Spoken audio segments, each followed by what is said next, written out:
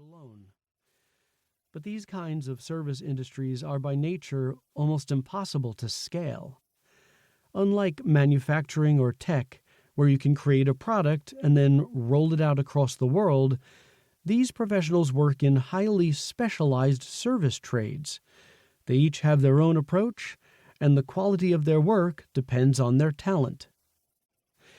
Seated with fellow matriculants, I realized that this most likely was the destiny awaiting all of us.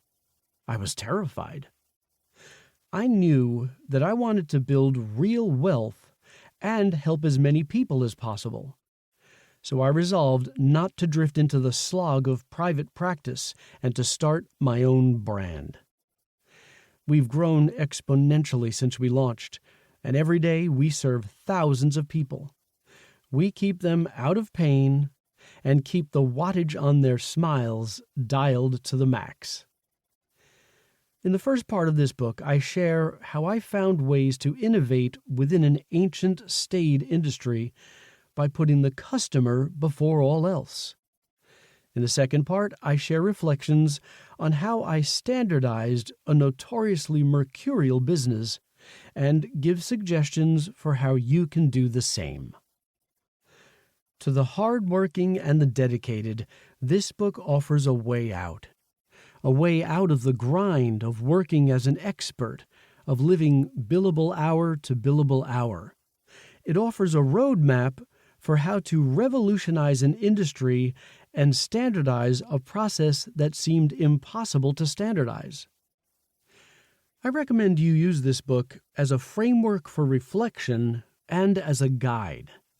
Listen to it from beginning to end when you're just starting out, to get a sense of the journey that awaits you and what it will take for you to achieve your dreams. I'm hopeful that you'll use my story as a mirror that will help you see yourself in a new light and zero in on exactly what makes your vision unique. Then, in the darkest moments, the moments when you feel alone and helpless, they sadly come for almost all of us, return to this book.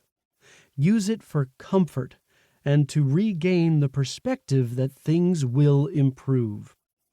Revisit the sections that pertain to whatever stage you're in and the stage of growth you want to reach. Mine the text for nuggets of wisdom. Pause frequently to consider your own situation and discover new perspectives and approaches. Finally, return to this book in times of triumph. Let it buoy you and remind you that whenever we reach a peak we never thought we could reach, we can stop and savor the view before we soldier on to higher and higher heights. Chapter 1. Have a grand vision.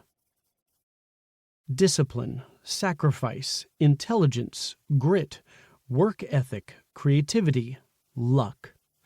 These are the attributes that most people associate with success, and they're all important, but a person can display all these traits and still not reach the highest level of achievement.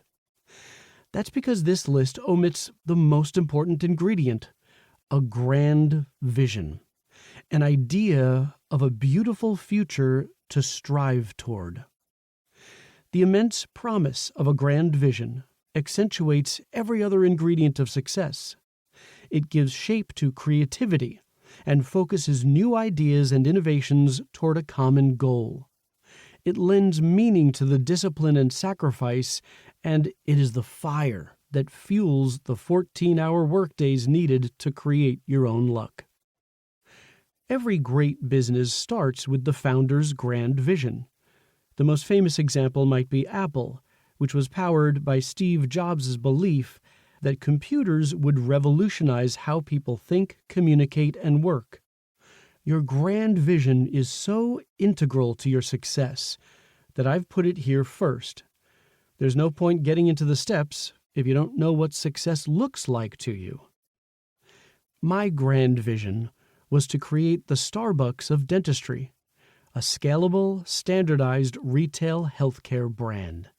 A national brand that provides such repeatable results that going to the dentist feels almost as comfortable as grabbing a